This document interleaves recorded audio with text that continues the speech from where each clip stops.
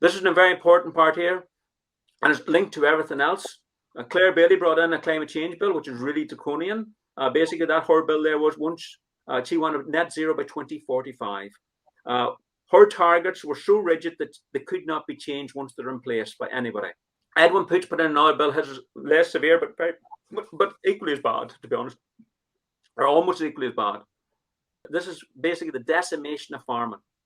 And in the KPMG report, I'll go into this in detail in various public meetings, but essentially they're talking about, this is actually in the debate, they're talking about on the climate change bill, 60% reduction in keeping of sheep, there 98% reduction in farms in less favoured areas, going down from 15,137 to 348. And then they start talking about, when they're chatting about methane, there's going to be an 86% reduction in all cattle and sheep in Northern Ireland. 13,000 farmers will put out of the farms. That could be up, and 100,000 people will lose their jobs because of this. But then the next question is, why are they doing it?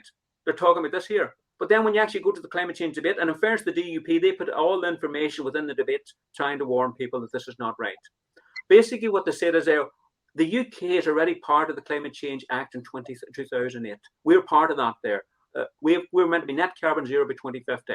So the question was put to the UK Climate Change Committee there, what's the impact for us if we actually do this, that we go to net zero, whatever, in Northern Ireland or the north of Ireland? And basically, they said, by setting a net zero target for Northern Ireland, it might not lead to additional overall reduction in UK greenhouse gas emissions, but rather act as a shift from a greater share of the UK-wide cost of reaching net zero to Northern Ireland. So basically, we're going from 0.4% down to 0.2%, decimating our farming, but it's going to have no impact there because we're working towards the UK target. There was never a need for this at all in terms of that. And there's no dispensation for farming whatsoever.